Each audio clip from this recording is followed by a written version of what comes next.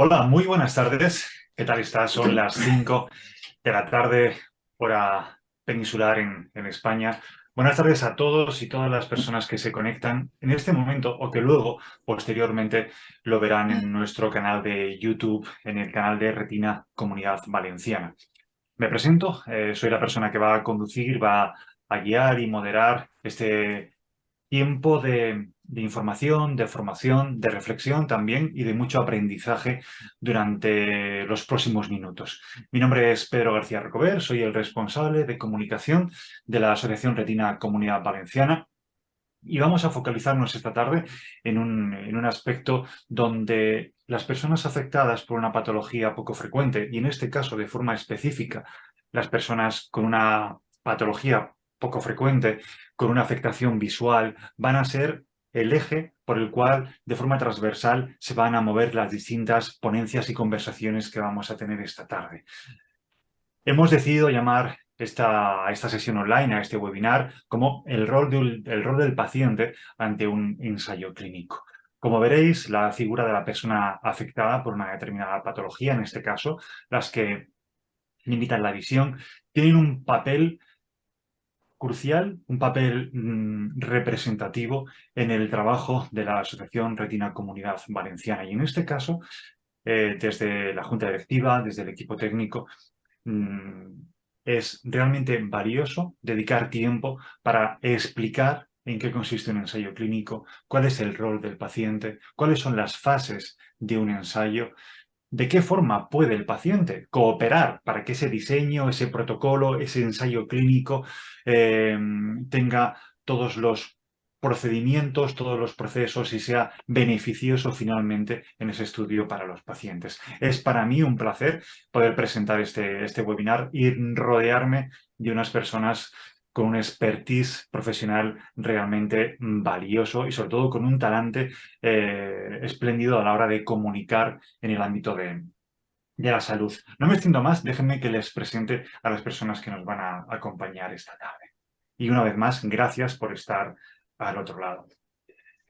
Vamos a presentar a la primera persona que nos acompaña y además le damos la bienvenida porque es un profesional del Instituto para la Experiencia del Paciente. Ya contamos en anteriores sesiones con Irene Tato. En este caso nos acompaña Carlos Bezos. Carlos, muy buenas tardes. Carlos Bezos es el responsable del Instituto de Experiencia del Paciente, que se considera además la entidad de referencia en este campo en España. Desde 2016, el Instituto de Experiencia del Paciente ha destacado por su trabajo con las personas afectadas por alguna patología y también con los profesionales en la mejora asistencial de los procesos, de los protocolos, de las derivaciones y también de los diagnósticos. El Instituto de Experiencia del Paciente también destaca por fomentar la adherencia a los tratamientos. Destaca también por las prescripciones centradas en el paciente y por algo muy interesante que vamos a ver a lo largo de este webinar. Destaca el IEX por reducir la tasa de abandono de los ensayos clínicos. Dejadme también que os comunique acerca del doctor Bezos, que desde el IEX participan actualmente en varios proyectos a nivel europeo.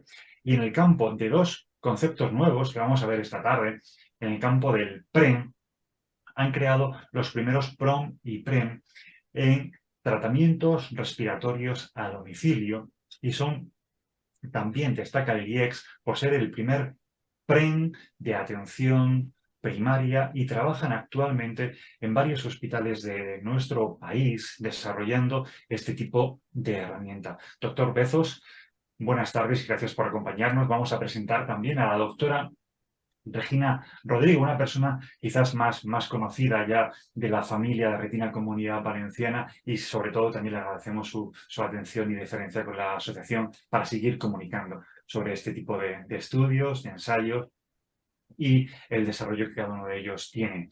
La doctora Regina Rodrigo es investigadora principal del grupo de fisiopatología y terapias de enfermedades de la visión en el Centro de Investigación Príncipe Felipe y es miembro también de la unidad U755 del CiberER. A continuación, el doctor José María Millán, otra persona y otro profesional al cual le tenemos una gran estima y cariño por la colaboración tan estrecha que tiene con la asociación. Él es investigador principal del grupo de investigación biomedicina molecular, celular y genómica del Instituto de Investigación Sanitaria La Fe y de la unidad U755 del CIBERER. Además, el doctor Millán forma parte del panel de expertos en enfermedades de distrofias de la retina en ORPANET. Y, por supuesto, le damos también el micrófono esta tarde a Almudena Amaya. Ella es la presidenta de la Asociación Retina Comunidad Valenciana. Gracias a los cuatro por formar parte de este panel de expertos. Y vamos a comenzar ya dando la palabra, creando esta conversación tipo tándem, y a la audiencia sí que me gustaría invitarla a que en el chat de Zoom puedan dejar sus preguntas, sus comentarios, sus ideas, sobre todo aquello que vayamos comentando, y yo iré pues dándole voz a sus preguntas durante esta tarde. Y llamo tándem a esta conversación que vamos a tener ahora entre la doctora Regina Rodrigo y Almudena Amaya, por esta experiencia que calificamos como de buenas prácticas, y por eso nos parece muy interesante, muy valioso que otras entidades, otros grupos de investigación puedan tomar nota de este caso práctico que ha tenido pues unos procesos realmente beneficiosos para ambas partes, y por supuesto, como vamos a ver el final, no quiero hacer spoiler, pero muchas personas ya lo conocen, este caso de éxito en el lanzamiento de un nutracéutico. Bueno, os pregunto a las dos, y ya os pido que tengáis vuestros micrófonos abiertos, ¿cómo surge esta alianza entre la Asociación Retina Comunidad Valenciana, el grupo de investigación Príncipe Felipe, para empezar a realizar este estudio, este ensayo clínico, esta búsqueda de pacientes para, no sé si estaba en ese momento en el horizonte, en la vista, pero sí ese lanzamiento de ese nutracéutico que hoy está en la calle? Pues, bueno, no sé si Almudena quieres. Empieza tú, Almudena, si quieres. Bueno, sí, bueno, pues ante todo también como representante con mis compañeros de la Junta Directiva, agradecer a todos vuestra conexión, el estar ahí, agradecer a los profesionales, a Pedro, al equipo técnico, porque sin ellos, pues lógicamente esto no habría sido posible. Comienzo contestando una de las preguntas que se lanzan para enlazar con un poco la conversación, el intercambio con la doctora Rodrigo. ¿Qué pasa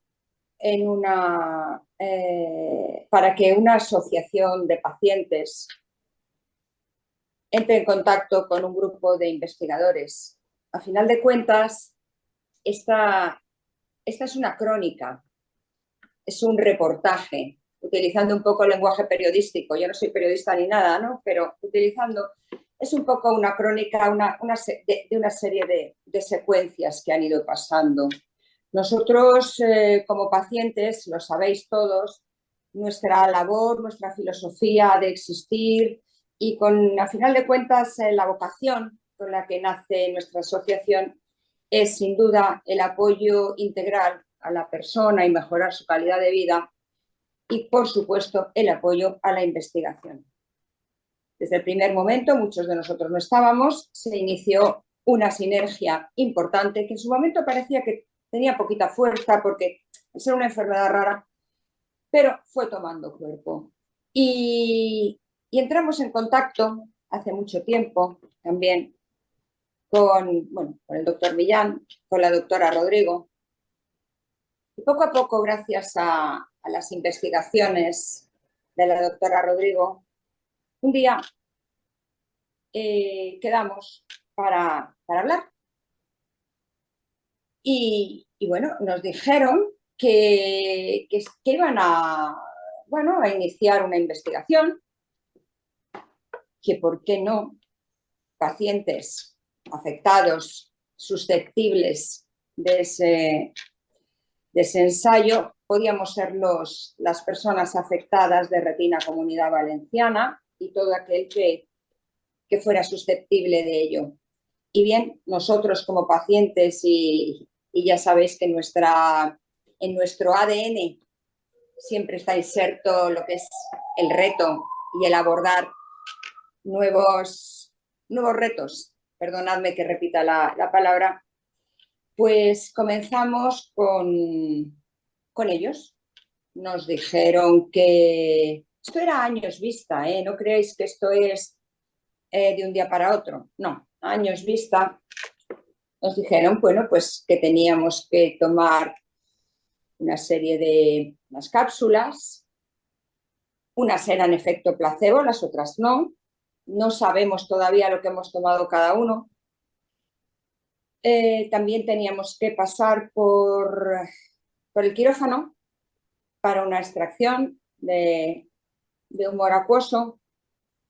También teníamos que pasar cada X tiempo por analítica, nos hacían una extracción y se nos hacían, bueno, pues una serie de análisis y una serie de controles. Poco a poco el estudio iba avanzando. Ahora la doctora Regina, de todas maneras yo estoy hablando, es decir, esto es, si hay algo que nos interrumpimos, no hay problema. Tranquila, sí. Entonces, una vez que nos pusimos en marcha la operativa, la dinámica de cómo conseguimos las cápsulas, pues lo articulamos de tal manera que las cápsulas llegaban a nuestra sede. Cada uno teníamos un número, cada uno teníamos una letra y venían adjudicadas a cada uno de nosotros. Según las letras, según ese número, se nos daban. Y ya os digo, pasábamos ciertas pruebas objetivas y poco a poco se fue, la doctora fue gestando, bueno, pues digamos, la hipótesis que en un principio nos planteó fue tomando cuerpo gracias pues a una asociación de pacientes, que en este caso era la nuestra, gracias al compromiso adquirido, gracias a la adherencia al tratamiento, porque aunque parezca fácil y sencillo, al final de cuentas todos que sí, yo participo, sí, es cierto. Pero también es cierto que requiere unos deberes, no solo son unos derechos, sino unos deberes. Y ese compromiso, poco a poco, pues fue tomando cuerpo. Es verdad que algunos pues se bajaron del carro y poco a poco, lo que os digo, esa hipótesis se fue convirtiendo pues en una tesis. Y a partir de ahí la doctora pues comenzó, la doctora y el equipo, por supuesto, comenzó a sacar conclusiones y creo que esa parte te toca a ti, doctora. Sí. Estamos en... Si me ha faltado algo, me dices, pero las conclusiones poco a poco nos iba informando de cómo iban esos avances y no os voy a mentir, voy a ser del todo sincera, no es fácil. No es fácil adherirse al tratamiento con compromiso y con seriedad. Los compromisos son eso, poner de tu parte, comprometerse. No es fácil, por ejemplo, estar en ayunas hasta las 12 de la mañana, que nos hacían la extracción. Félix lo sabe. Sí. Pero luego esa dificultad tiene una recompensa. No estábamos gastando el tiempo, estábamos invirtiendo el tiempo. ¿Qué hizo esa asociación de pacientes? Pues simplemente creer en sus investigadores que nos habían dado sobradas pruebas de su solvencia. Y como te digo, Regina, creo que, o doctora Rodrigo, creo que debes de seguir tú. Sí. Bueno, pues muchas gracias y buenas tardes a todos. Bueno, gracias por esta iniciativa, gracias a los que nos están escuchando, gracias a Almudena porque lo has explicado muy bien, sobre todo has explicado muy bien cómo fue el proceso Es verdad que bueno, la colaboración de Retina Comunidad Valenciana con nosotros empezó pues, en los años 90 ya con el doctor Millán. Yo me incorporé más tarde al grupo y ahí pues a partir de 2010 ya empezamos con una serie de experimentos que fueron los que nos llevaron a poner este estudio con nutracéuticos que ha comentado Almudena y que por supuesto sin la colaboración de la asociación habría sido imposible. Quiero decir también que fue un estudio que estuvo Retina Comunidad Valenciana, el Hospital de Manises, el Servicio de Oftalmología con el doctor Salón, que estuvo, y otros médicos haciendo las pruebas oftalmológicas, y también el Servicio de Farmacia de la FE, que también fue quien estuvo preparando las cápsulas, que luego los pacientes, como ha comentado Almudena, iban a la asociación y cogían las cápsulas. Entiendo también que es difícil adherirse a un tratamiento más cuando son unas cápsulas. No es que vas al hospital, te dan un tratamiento y te vas a casa, sino tú todos los días tienes que tomarte unas cápsulas y como comentaba Almudena, pues a veces tenían que ir al hospital y estar varias horas en ayunas por la analítica. Pero bueno, aún así conseguimos que bastantes pacientes finalizaran este estudio que duró 2 años y que finalmente nos llevó a poder con más personas implicadas finalmente a poder comercializarlo con el nombre de Retiprotect. Y así es como salió la colaboración para llevar a cabo este estudio. No sé si queréis que os cuente un poco más o yo creo que esa era la pregunta inicial de Pedro. Sí, a mí me gustaría preguntarte en este caso, doctora Regina Rodrigo, ¿por qué es importante un estudio clínico, un ensayo clínico que sea riguroso, que sea robusto? ¿Por qué es tan importante que este paso de ese proceso de investigación sea lo más exhaustivo y lo más veraz posible? Sí. Bueno, primero es importante llegar a donde llegamos, a poder tener pacientes para que estén dispuestos a participar en este estudio clínico, porque nosotros ya teníamos un estudio realizado en un modelo preclínico, es decir, en un modelo animal, en un ratón, que le habíamos también administrado el nutracéutico. Pero es importante tener un estudio clínico en pacientes y que haya detrás toda una maquinaria, porque detrás de esto hubo mucha gente. Nosotros, como comentaba Almudena, no sabíamos quién tomaba placebo, quién tomaba el nutracéutico, había mucha gente implicada, había un estadístico. Es muy importante controlar todas las variables y hacer un seguimiento de los pacientes si están tomando o no, en este caso eran cápsulas, y es muy importante controlar las variables. No es lo mismo un hombre, una mujer de 40, de 70 años, si tiene el colesterol alto, si está tomando algún tipo de medicamento. Todo ese tipo de variables hay que controlarlo muy bien para luego poder obtener unos resultados que realmente sean consistentes y que sea veraz lo que estamos concluyendo. Y eso es muy importante para hacer avanzar la ciencia y para que luego esto pueda ser trasladado a más personas. En este estudio clínico como en otros, claro. Esto es un estudio clínico, no es ensayo clínico porque no era un medicamento, era un nutracéutico. Está muy buena la aclaración y el error mío en la pregunta. Pregunta para las dos.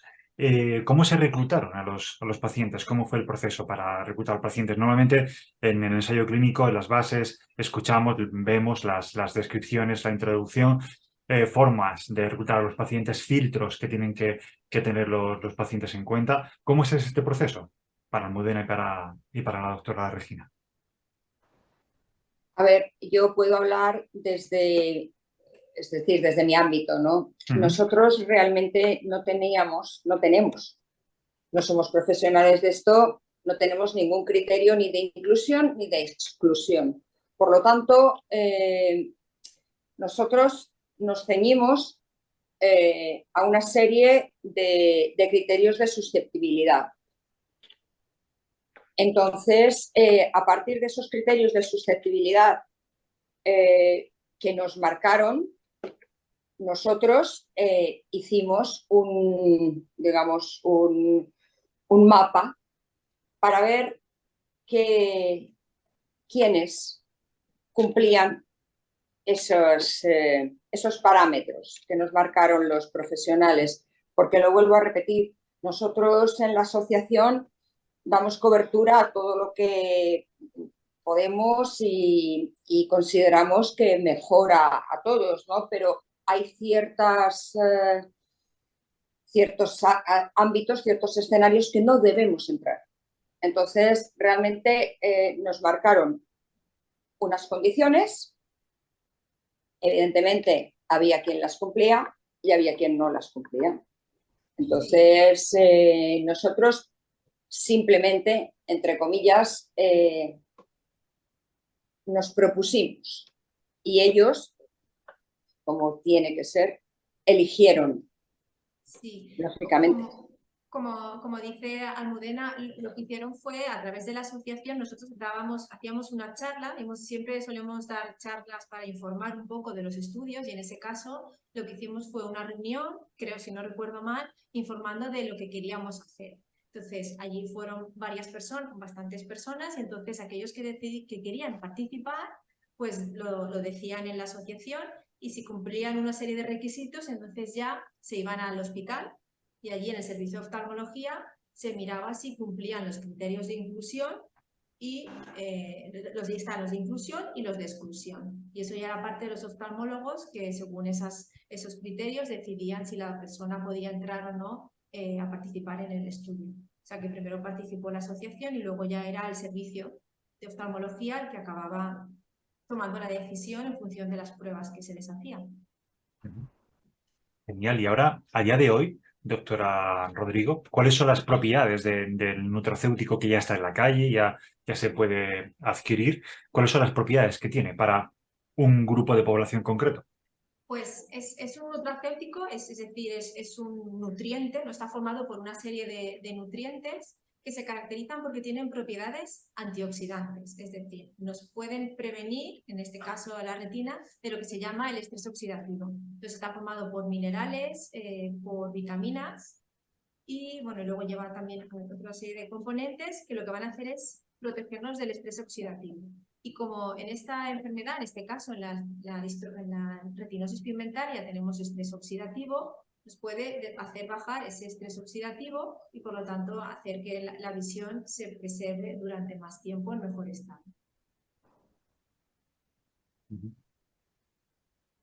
Y ya finalmente, a modo de conclusión por las dos en este tándem, ¿cuáles son las conclusiones que ha extraído Almudena Maya como presidente de Retina Comunidad Valenciana? También, por supuesto, la doctora Rodrigo como directora de este estudio. En este tándem, en esta alianza entre una entidad de pacientes y un grupo de investigación, ¿cómo lo valoráis? ¿Hay posibles nuevos proyectos encaminados? ¿Cómo valoráis esta alianza entre un colectivo de pacientes, entre un grupo de investigación? Los micrófonos son vuestros. Bueno, la prueba de que las alianzas, las sinergias, los espacios de intercambio son necesarios, son imprescindibles. Una vez que los pacientes ya desde hace algunos años tenemos un rol bastante importante a nivel de participación y poquito a poco de gestión. Pero realmente este proceso no es un proceso terminado, es decir, ha salido el producto y está en la calle, lo adquirimos y ya está. No. Este es un proceso absolutamente abierto, absolutamente dinámico, porque los periodistas sabéis, y todos los que manejáis bien los medios de comunicación, las redes, sabéis perfectamente lo importante que es la transmisión. Es decir, nosotros vamos contando a nuestro nivel que va bien o que no va bien. Contamos nuestra realidad y esa realidad la adquieren más personas, con lo cual se va extendiendo. Entonces, este proceso yo creo, y la doctora Rodrigo seguro que está de acuerdo, es un proceso absolutamente que se retroalimenta, porque si va bien todo, este producto y otros parecidos irán mejorando, irán siendo muchísimo más, digamos, efectivos. Se demostrará su eficacia. Entonces, nosotros, de momento, consideramos, estamos dentro de ese dinamismo y sin tener capacidad, ya digo, de aconsejar ni nada de eso, evidentemente, ¿por qué no? Simplemente contamos nuestra buena experiencia con este tipo de productos. Sí, bueno, estoy de acuerdo. Es esencial la colaboración entre investigadores clínicos y asociaciones de pacientes, porque las asociaciones de pacientes van a reclutar a los pacientes, como ha sido en nuestro caso, bueno, te pueden ayudar a reclutar a los pacientes y es donde mayor concentración de pacientes vamos a encontrar, y más pensemos en las enfermedades raras, que es más difícil poder encontrar un número adecuado de pacientes para poder hacer un estudio. Y como dice Almudena, bueno, esto no es el final, nosotros continuamos, tenemos muchos proyectos en marcha, que hoy no es día tampoco de hablar de otros proyectos, pero ya tenemos muchas otras ideas para que necesitamos la colaboración de los pacientes para poder llevarlo a cabo.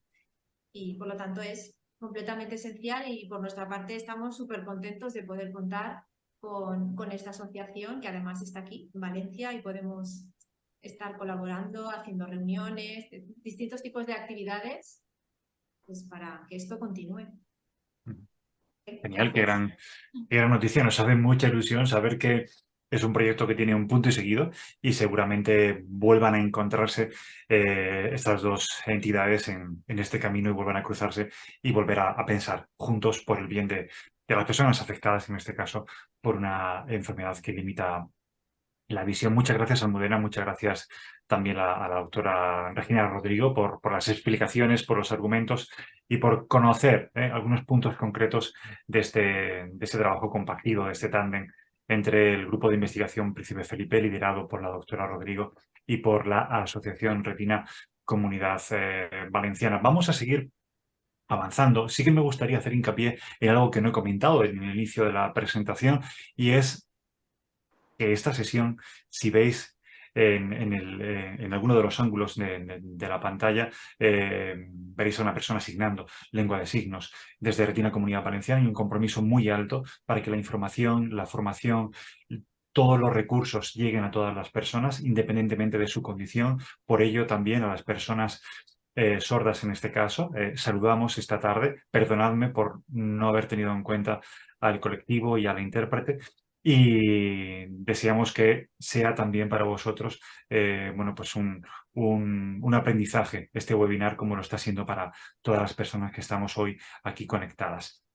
Vamos a dar paso al doctor Carlos Bezos Dales, que es la primera vez que nos acompaña, por lo tanto una bienvenida y un abrazo virtual muy cariñoso y afectivo en esta primera sesión que él nos acompaña desde el Instituto de Experiencia del Paciente.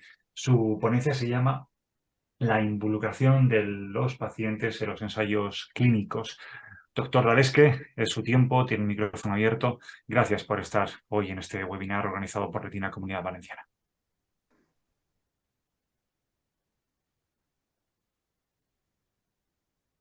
¿No le oímos? ¿Ahora? Carlos, buenas tardes. Perdón, decía Ahora que sí, perfecto. muchas Bienvenido. gracias, me parece un privilegio estar con ustedes.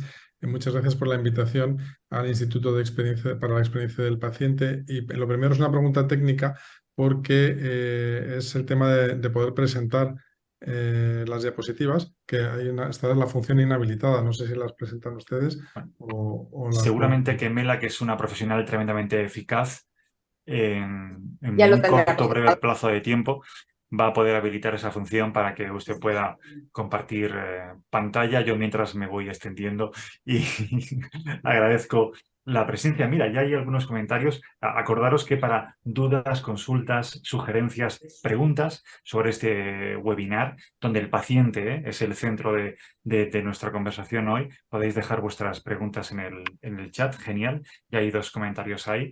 Mientras que Mela activa el modo compartir pantalla para el Bueno, doctor mientras Bezos. se activa el modo compartir pantalla, hay algo que no tengo en la presentación, pero creo que es importante, que es el concepto de experiencia de paciente con el que trabajamos.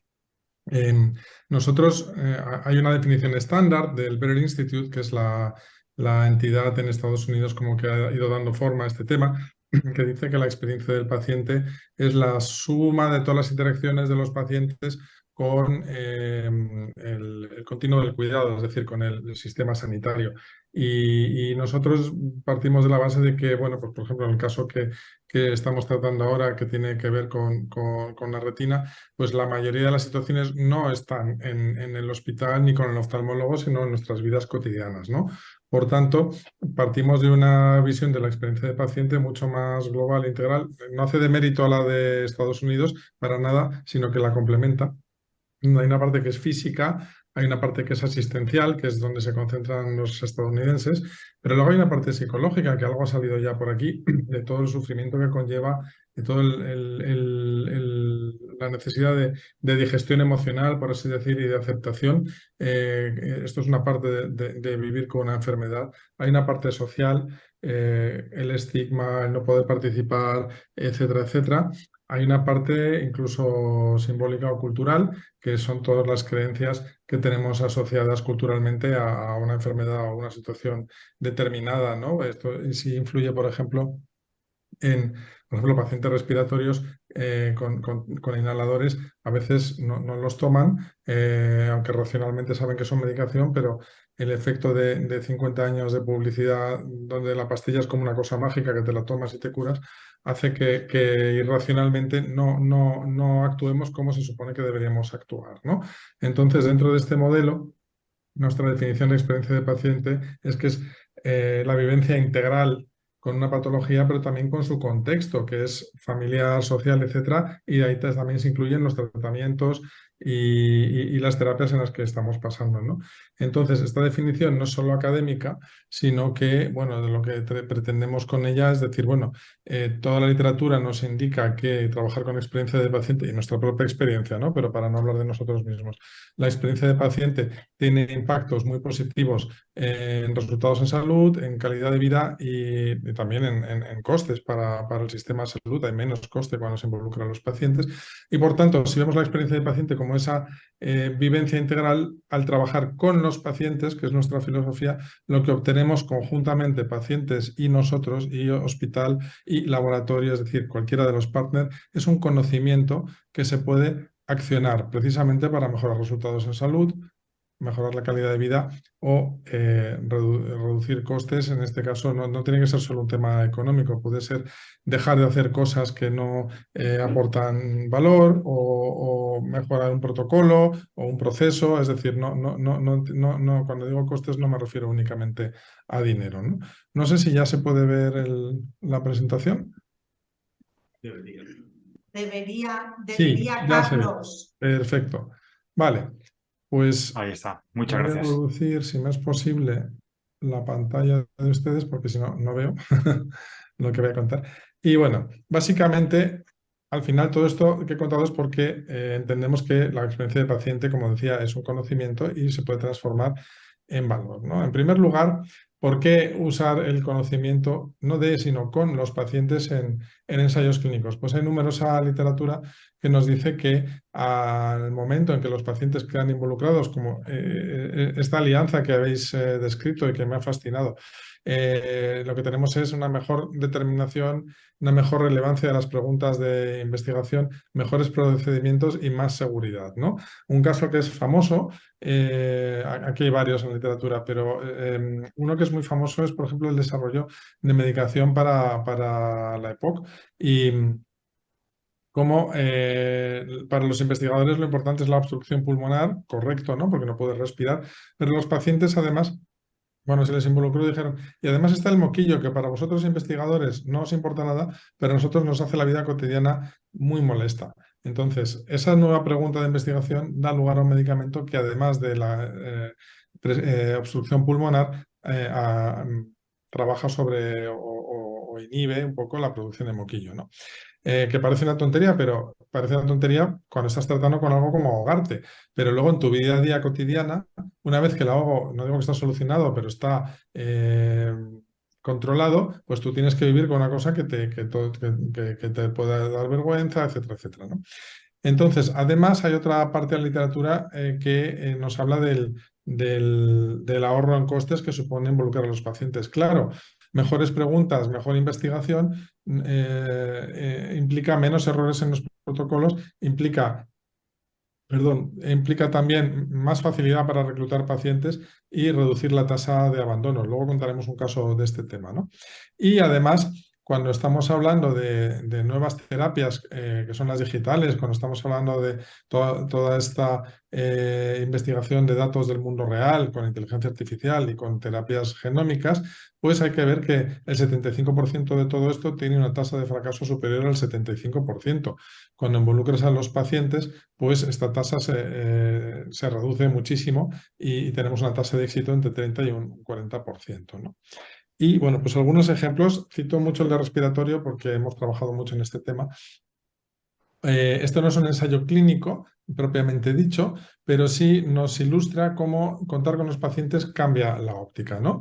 Ante el lanzamiento de una medicación, que es la triple terapia, que aparentemente pues, es muy buena porque la tienes que tomar solo una vez al día, porque eso tiene 3 terapias en una, etcétera, etcétera, pues al trabajar desde la experiencia de paciente, pues con un estudio cualitativo, con talleres, como veis en las fotos, al hacer este dibujito que veis aquí es un mapa de experiencia de paciente, que es lo que va viviendo un paciente en todas las etapas de su patología y con la terapia, pues vemos que hay bastantes cosas que no se tienen en cuenta, ¿no? Como la dificultad del uso de los inhaladores, cómo hay más infradiagnóstico si eres mujer, cómo las mujeres, un tipo, no todas, pero un porcentaje alto de mujeres mayores de 50 años que han sido tradicionalmente, aunque fueran profesionales, con un rol de cuidadoras en su hogar. Es decir, al final, aunque seas profesional,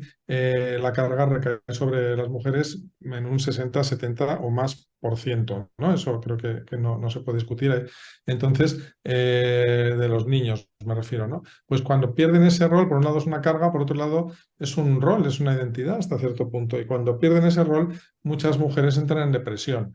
Otro tema que aparece muchísimo cuando trabajas con pacientes es, hablando de depresión, que hay mucha, eso lo refleja la literatura, pero no dice por qué.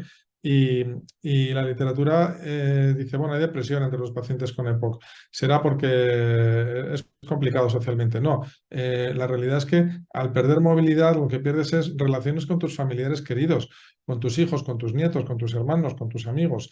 Entonces, eso es lo que te suma en la depresión porque somos seres sociales, ¿no?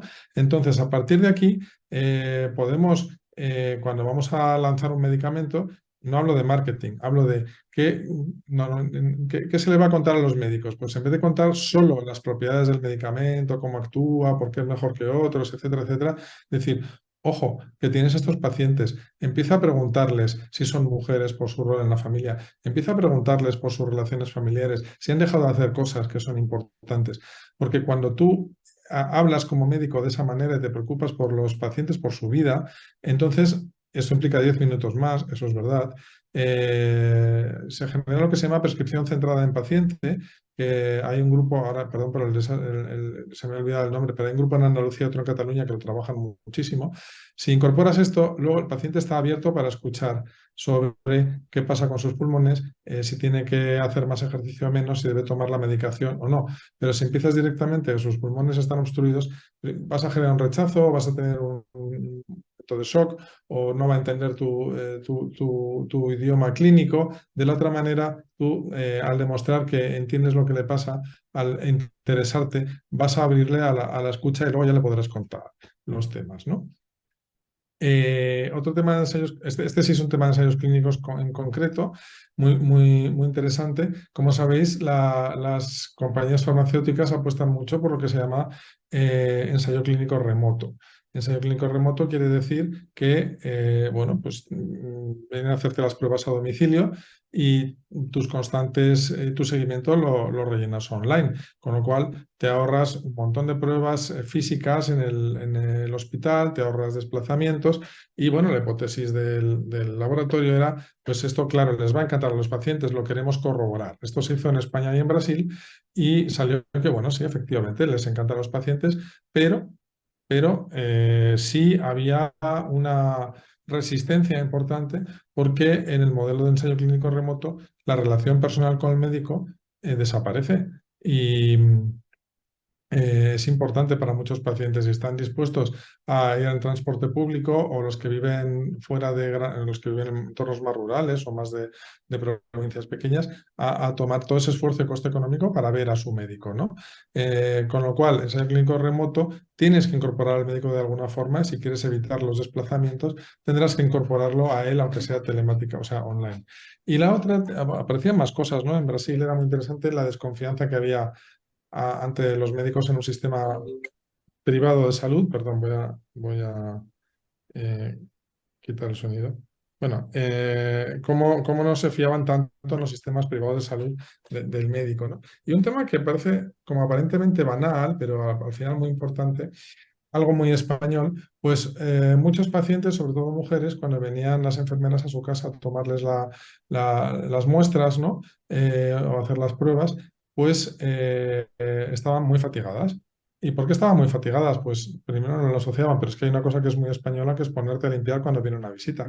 Entonces limpiaban toda la casa y, claro, estoy hablando de personas que igual tienen un cáncer grave y por eso están en un ensayo clínico.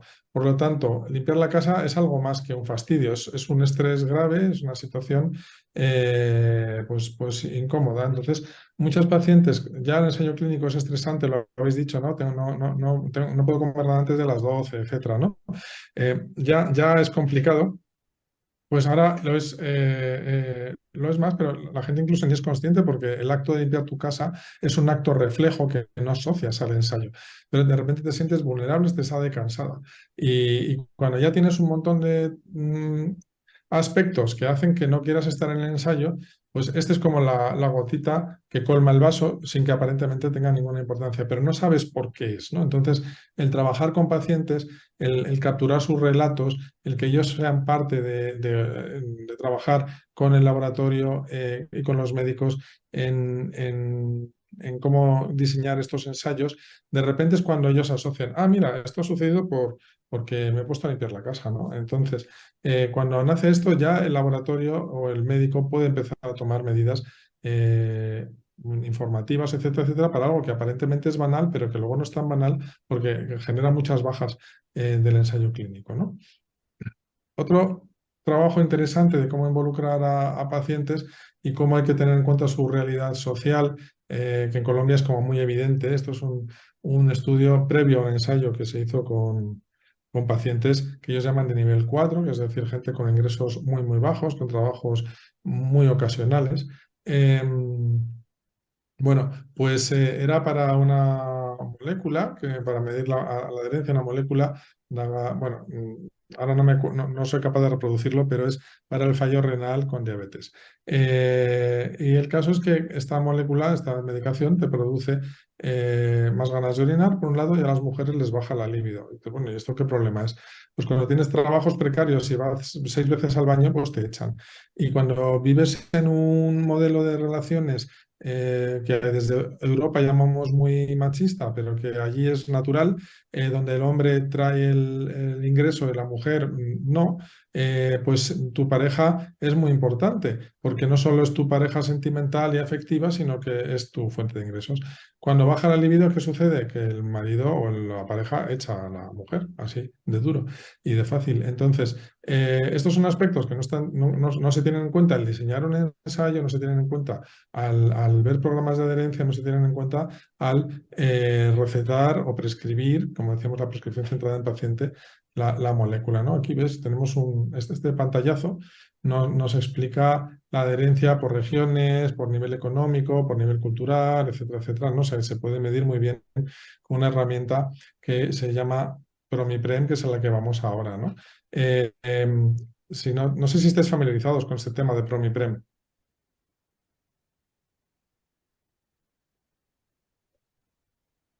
¿Me escucháis? Sí, Digo, no sé si estáis familiarizados con el tema de PromiPrem.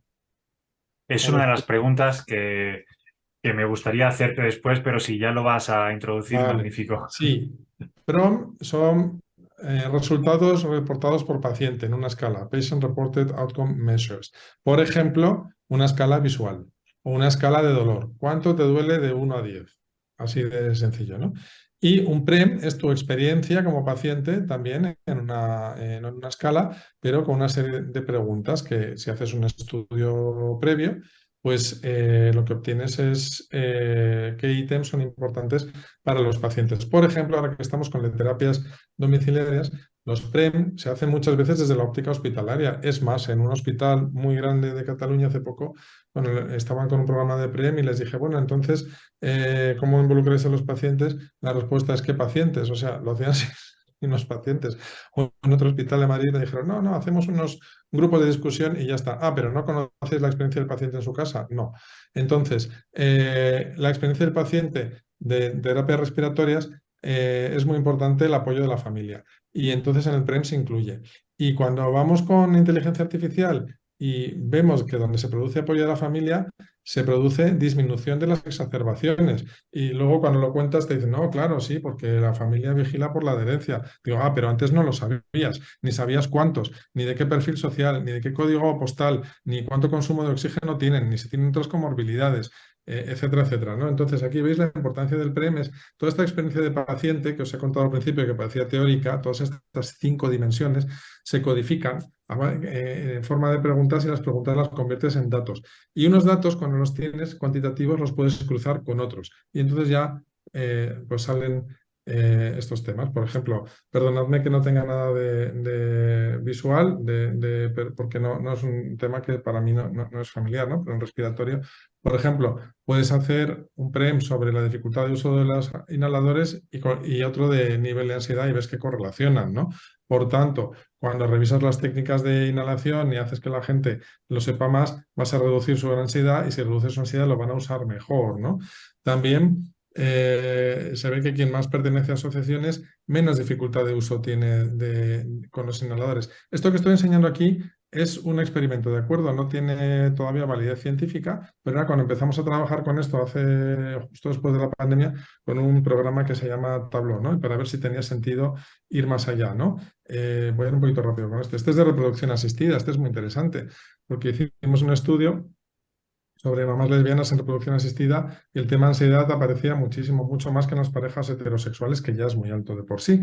Entonces, una de las razones que sacaba el estudio de por qué había más ansiedad era que, bueno, pues una mujer bueno, pues ama a una persona de su mismo sexo tiene un momento duro, que es la salida del armario en su adolescencia, pero luego cuando va a tener un hijo es una segunda salida del armario y si al principio se lo he dicho a gente de confianza, ahora lo va a saber todo el mundo, ¿no?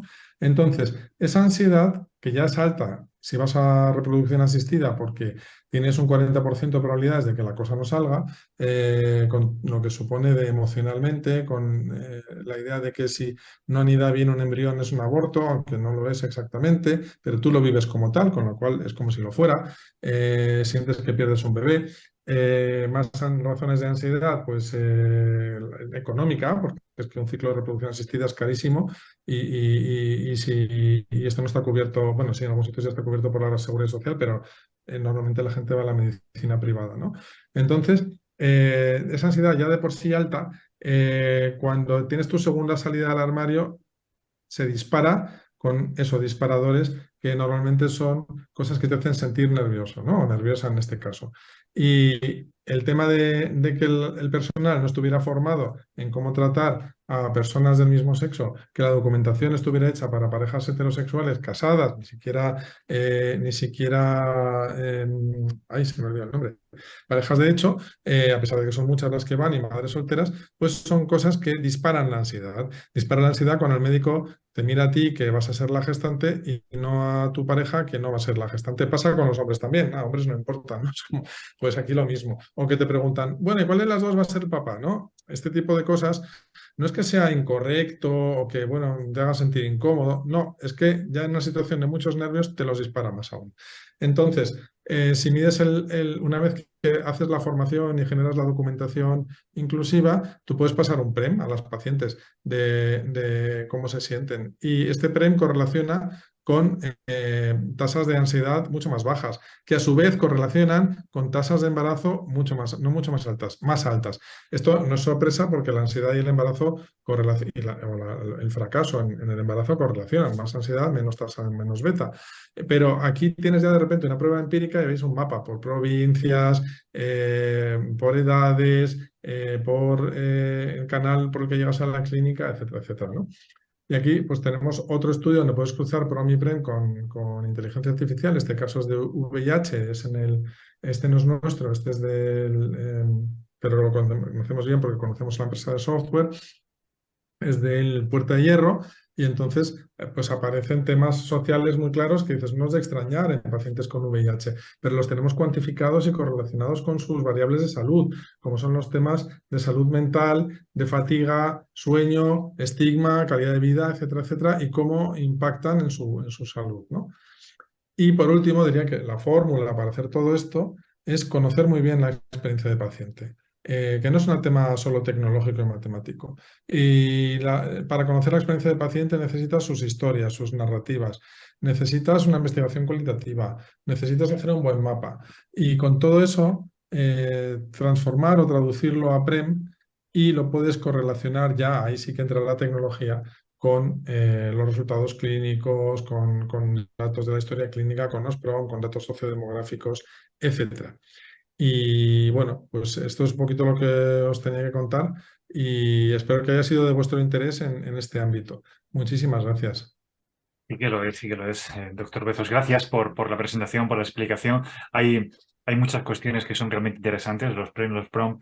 Hablamos también de inteligencia artificial aplicada a la salud. Hablamos de tomar conciencia con la realidad in situ, a pie de calle, a pie de domicilio, de las personas afectadas por una determinada patología, condición.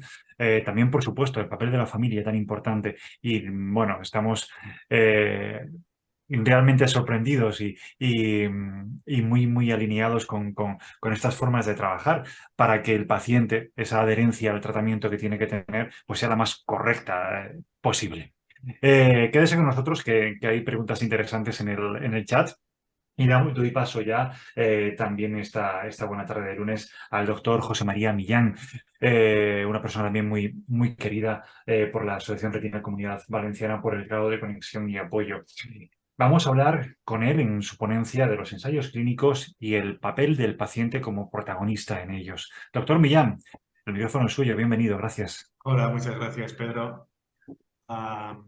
Y bueno, buenas tardes a todos y muchas gracias a los ponentes anteriores porque han sido pues unas charlas muy interesantes. Voy a compartir, creo que está aquí. Sí. Perdón.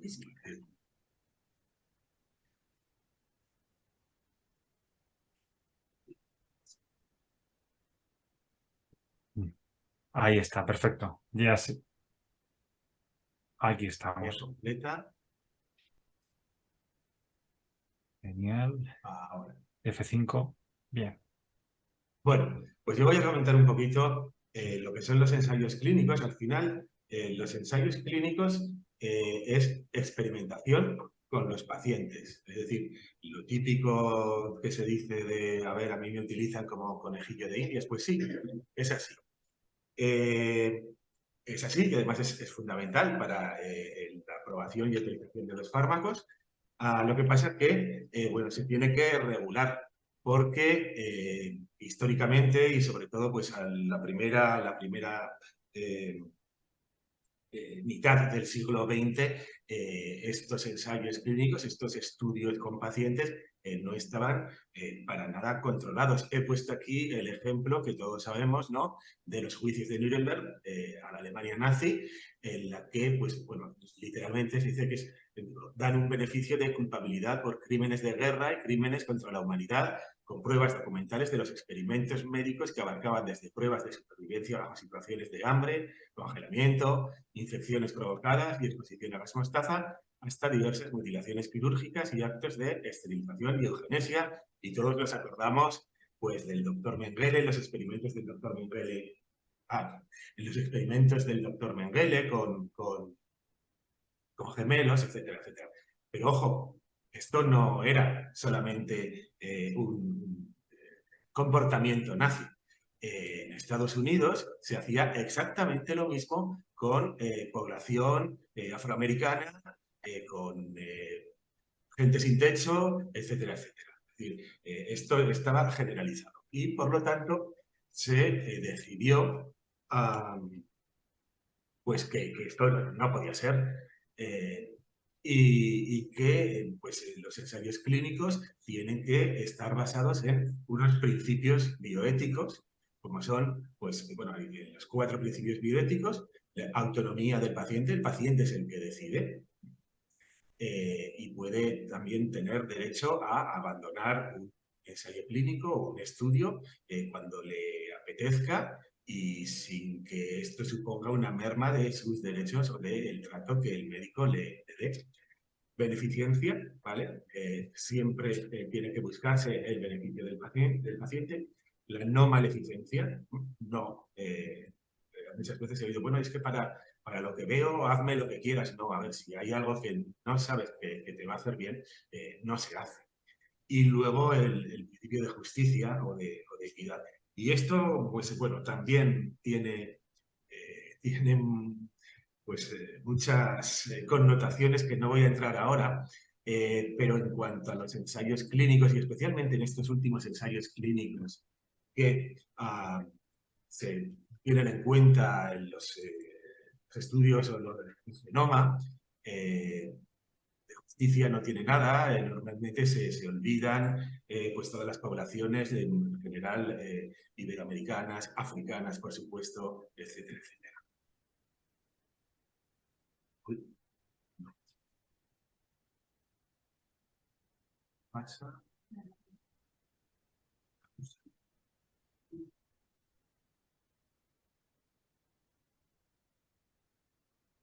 Ahora. Bueno, pues entonces ha habido una serie históricamente de declaraciones, reuniones de personas expertas en investigación y en bioética que han ido pues, estableciendo cuáles son o cómo se deben llevar a cabo estos ensayos clínicos pues, en un entorno, digamos, de ética y de legalidad, legislación.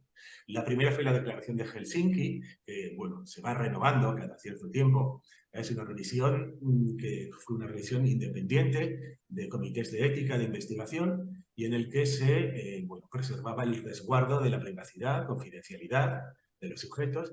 Se introducía el uso del placebo, el control con placebo, indemnización a los sujetos, a los participantes, en caso de que hubiera un daño derivado de este ensayo, y información del ensayo y publicación de los resultados, sean positivos o negativos. Es importante publicarlos, pues porque si son positivos, normalmente se publican; si son negativos, para que nadie caiga en el mismo error.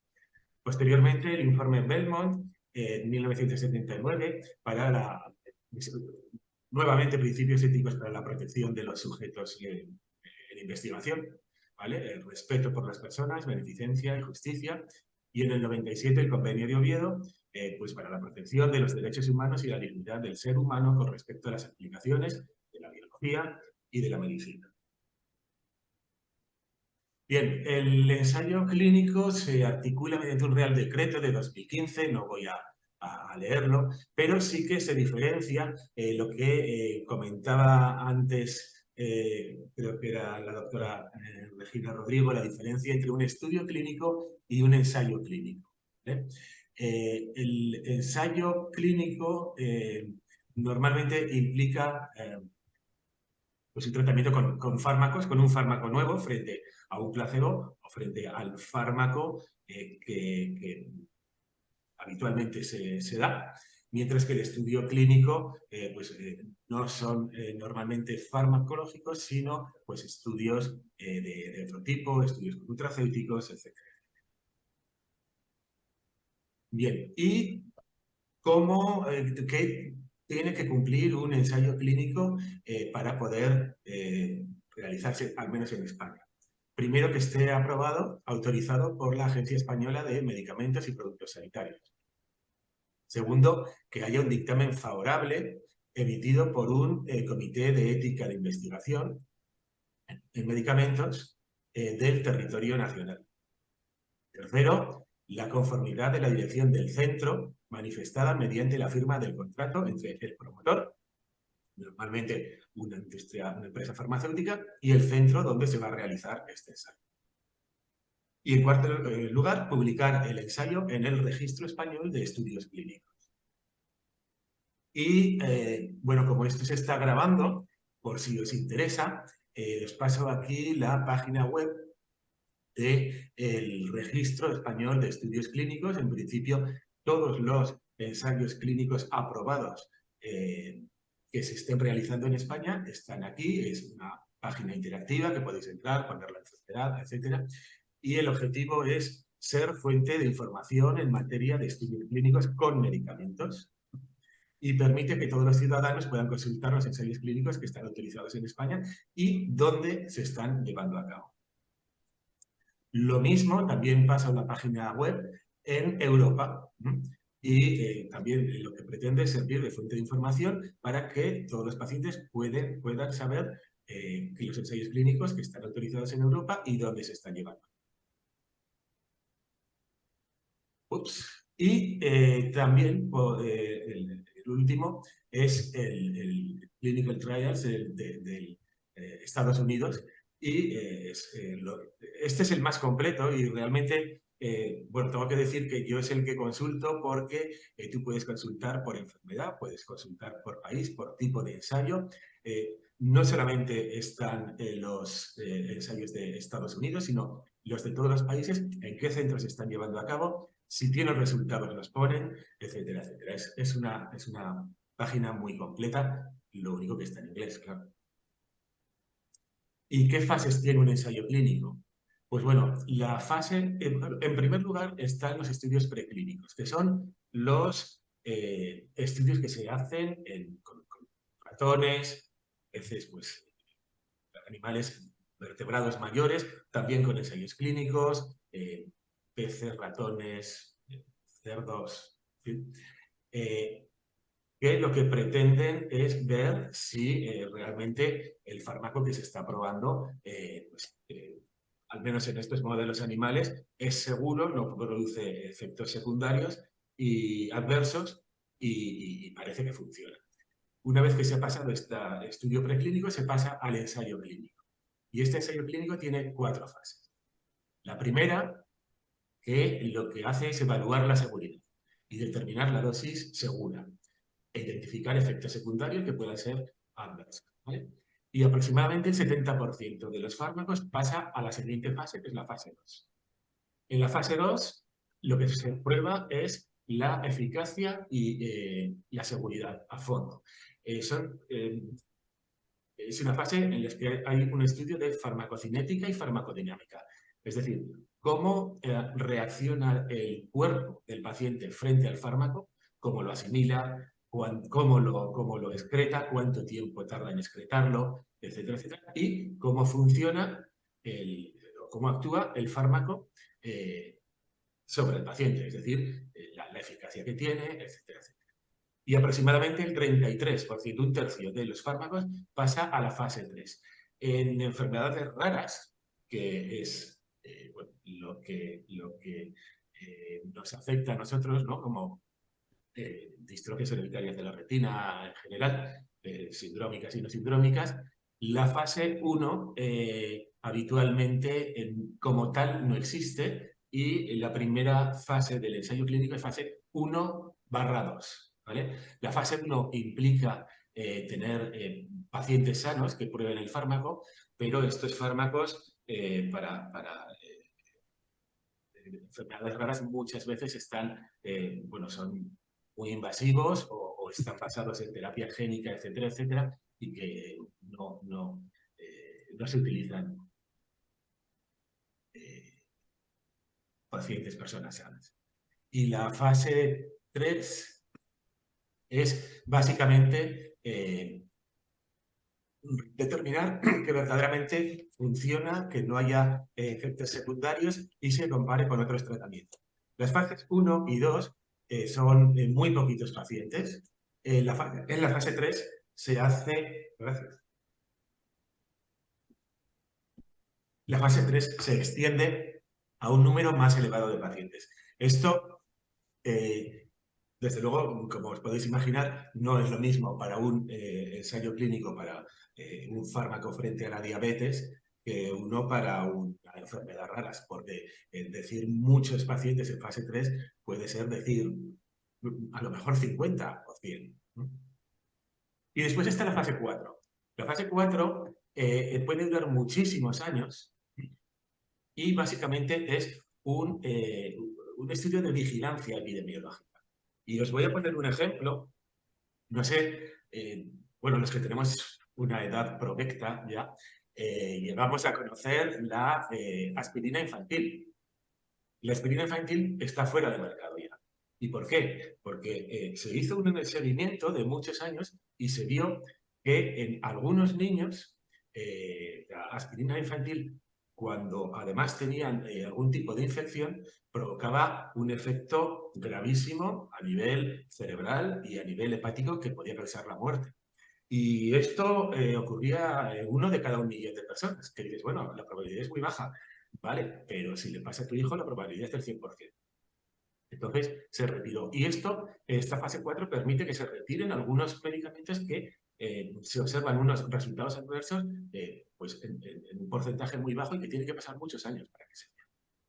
Vale.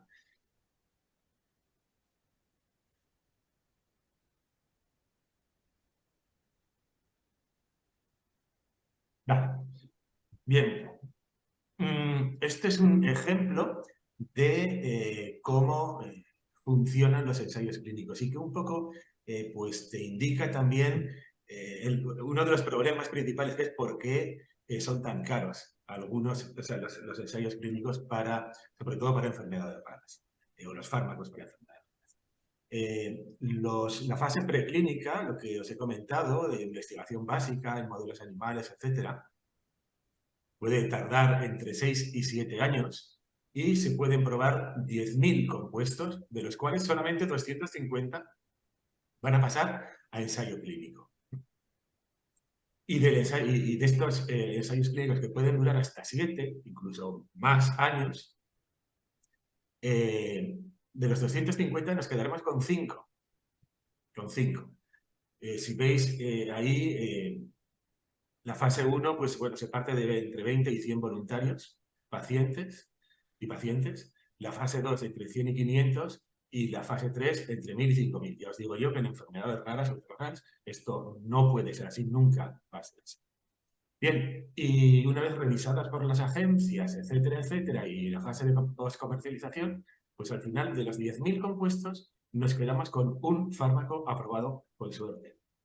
Entonces la industria farmacéutica lo que repercute en el precio final de este fármaco aprobado es toda esa investigación que lleva detrás.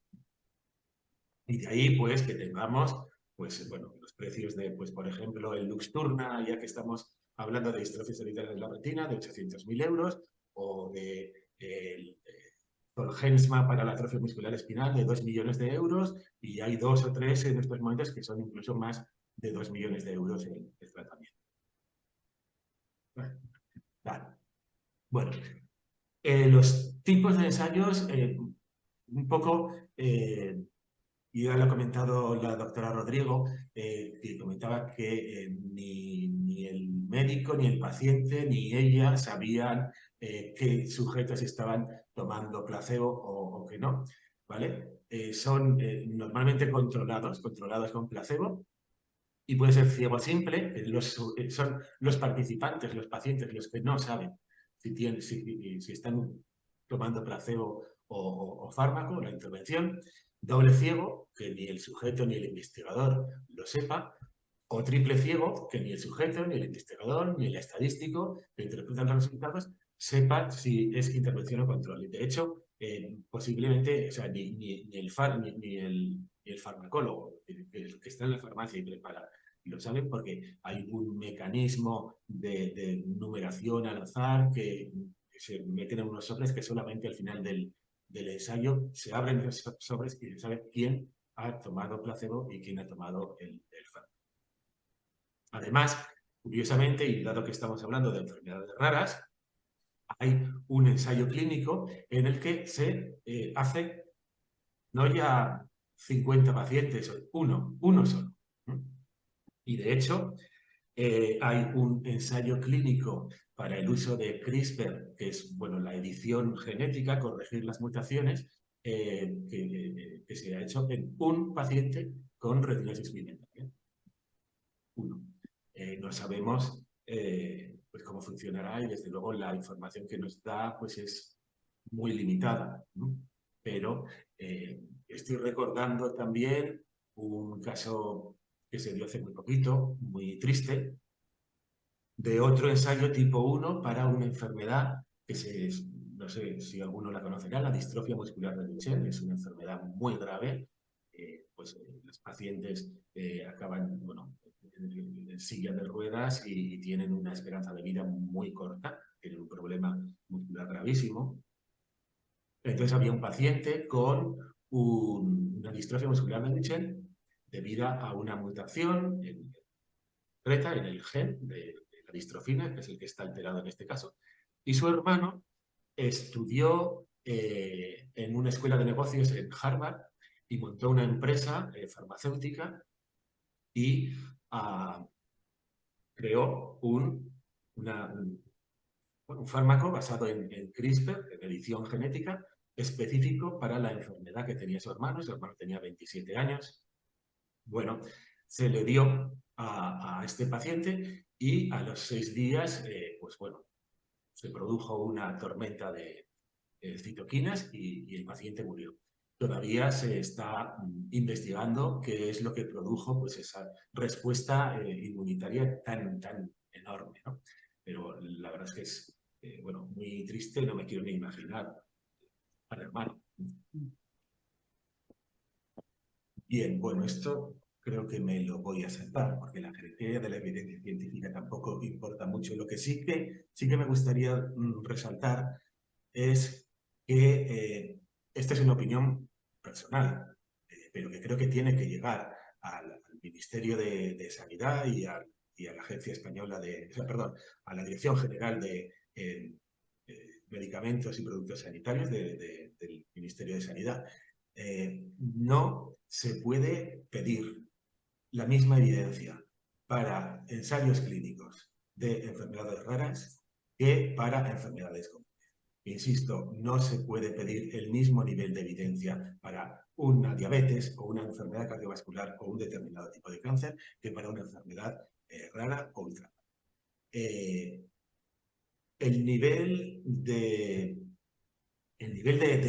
incertidumbre siempre va a ser alto en enfermedades raras. Y esto se tiene que tener en cuenta porque ya veremos un poco más adelante lo que cuesta que se apruebe un medicamento huérfano, o sea, para enfermedades raras, en España comparado con el resto de otros países de Europa, de nuestro entorno. Rayos de esperanza. Pues lo cierto es que, fijaos que desde 1970, en el que se invirtieron 179 millones de dólares en nuevos medicamentos, pues hemos pasado a 2.600 millones de dólares de 2000 y 2010. Ahora supongo que será muchísimo más. ¿Por qué? Bueno, ha habido un incremento de la complejidad de los ensayos clínicos. Desde luego se están empezando ya a trabajar o a integrar los estudios genómicos dentro de los ensayos clínicos, un aumento en el tamaño de estos ensayos. Están más dirigidos a enfermedades crónicas y degenerativas, esto es verdad, y hay un mayor porcentaje de fallo en medicamentos probados en fases tempranas, etapas tempranas de ensayos clínicos. Los medicamentos huérfanos que he comentado antes, ¿vale? Son los que se utilizan para las enfermedades raras. Sabéis que enfermedades raras son las que afectan a menos de 5 de cada 10.000 habitantes. Y el riesgo y el coste del desarrollo de nuevos medicamentos es muy alto. Y entonces, sobre todo en enfermedades raras en general, pero en enfermedades raras Primero, porque para enfermedades raras no hay suficiente conocimiento científico previo.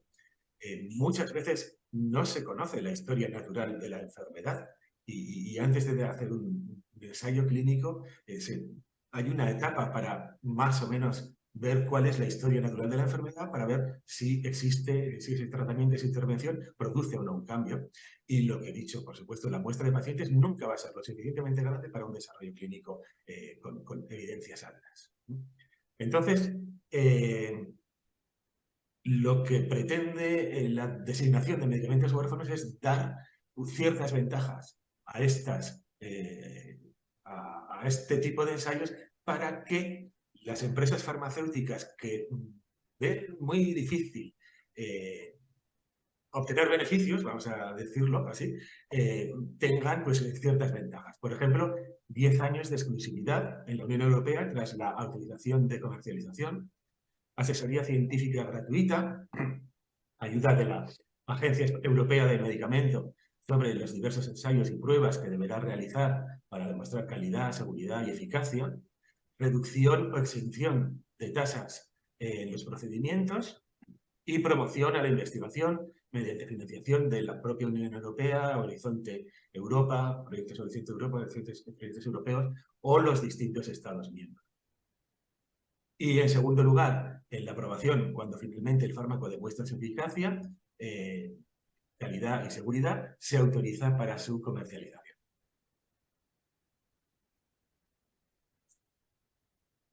Normalmente, en estos momentos, los ensayos clínicos en enfermedades raras no están habitualmente generados por la gran industria farmacéutica.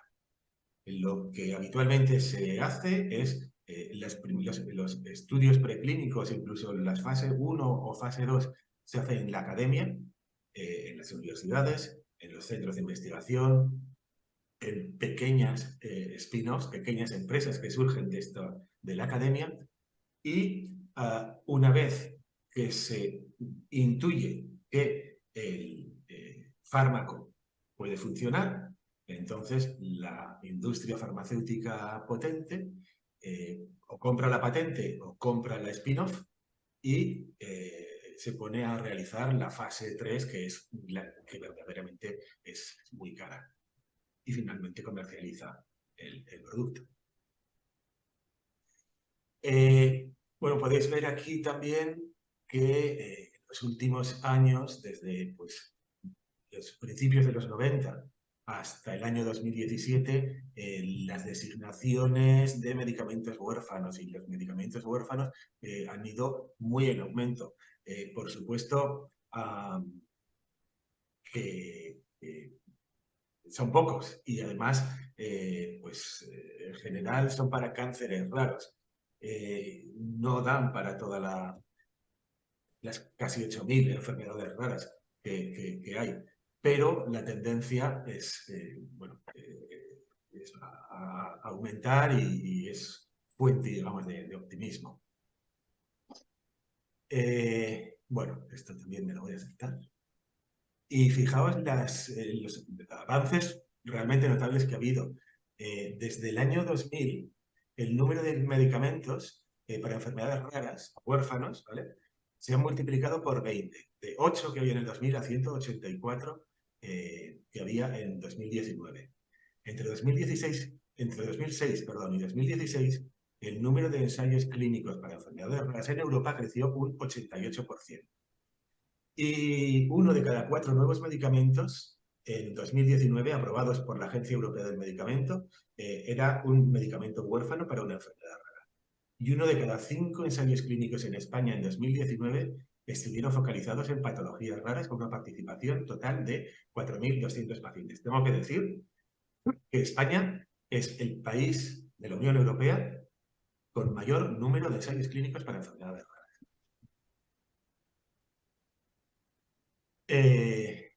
Bueno, insisto, la tendencia a aumentar en general en ensayos clínicos totales y sobre enfermedades raras. Sobre enfermedades raras, como veis, tampoco es que haya un aumento elevado, pero pasamos de un 8% del total de los ensayos en 2012 a un 12% a finales de 2021. La cifra para 2022 no la sé porque este es un estudio que se hizo a mitad de 2022 y posiblemente sea superior incluso al 12%. Y en España, pues en el periodo 2017-2021 hubo 889 ensayos clínicos para enfermedades raras, un 65%, y participaron 18.590 pacientes. Cifras, como digo, muy elevadas respecto a otros países de nuestro entorno. Y por comunidades autónomas, pues veis que Cataluña en 2021 era la que estaba llevando a cabo mayor número de ensayos clínicos, 187, frente a 173 de la Comunidad de Madrid, que era la segunda, 88 en Andalucía, y en cuarto lugar, pues aquí en la Comunidad Valenciana, con 81 ensayos clínicos.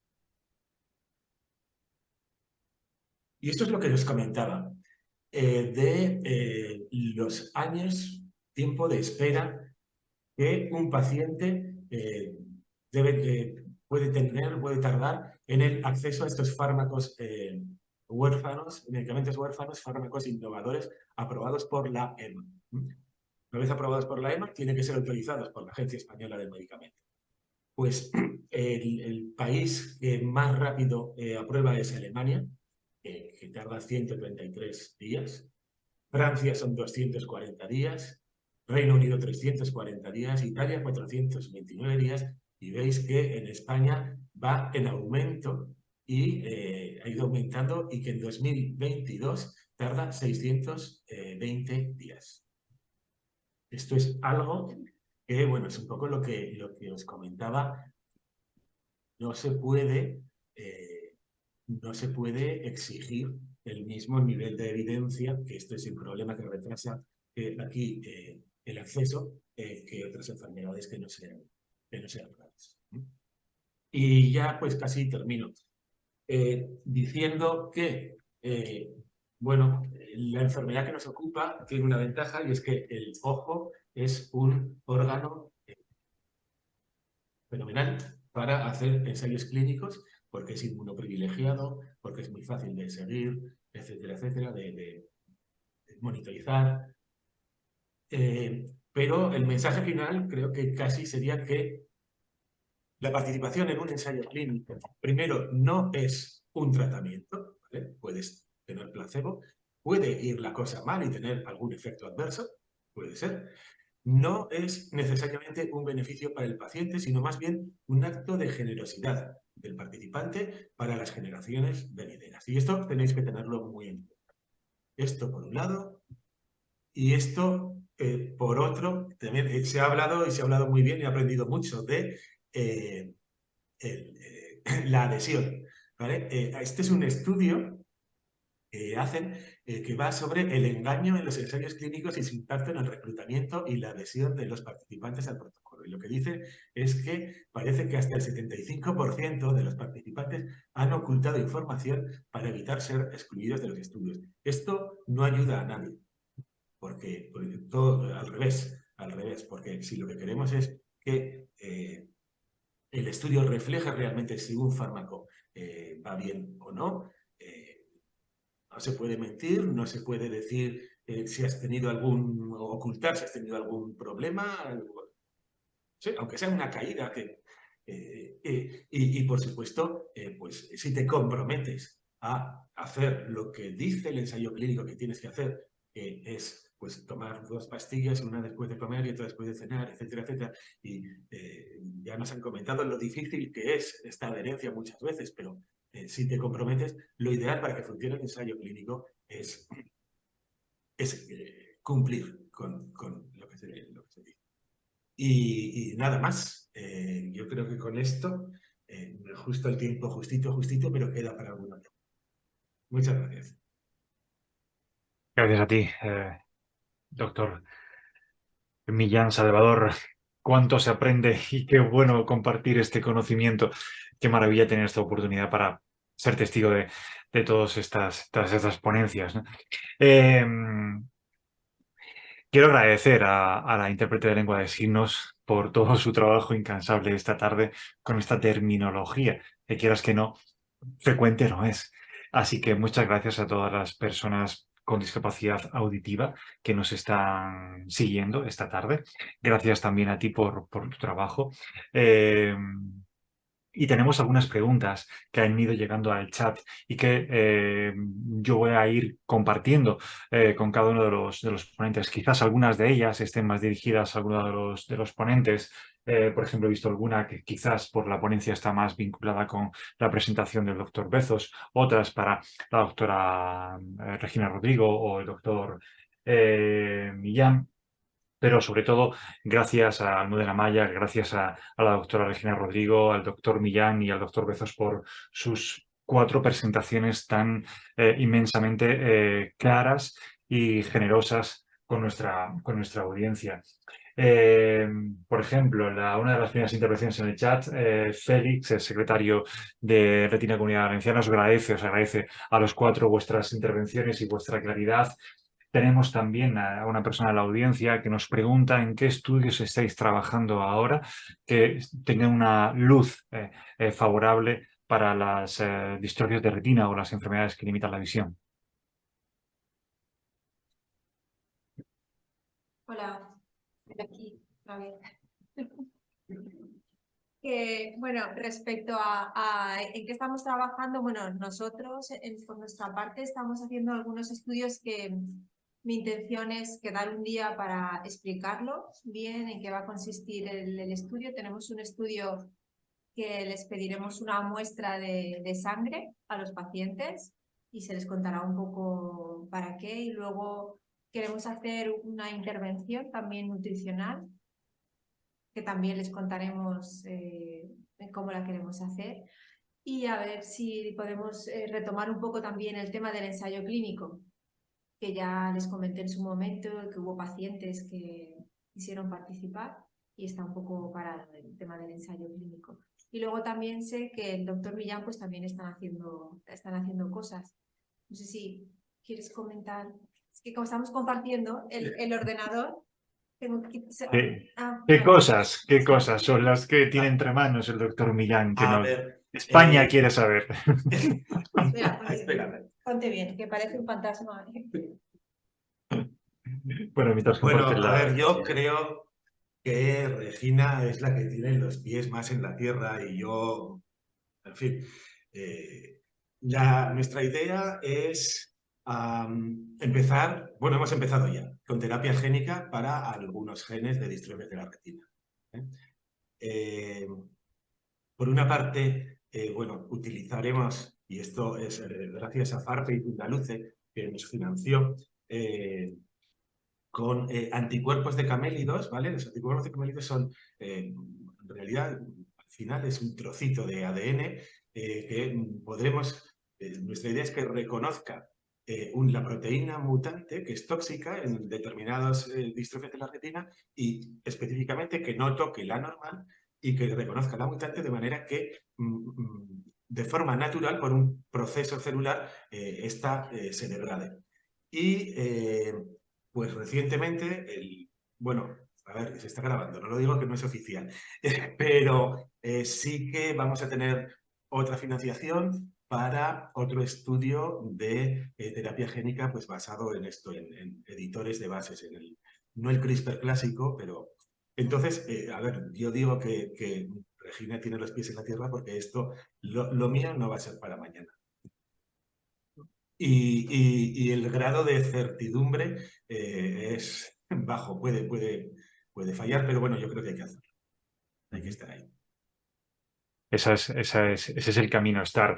También nos preguntan qué pasa con los estudios, ensayos para distrofias de conos y bastones. El doctor Millán puede responder, puede darnos alguna idea, si hay algún avance.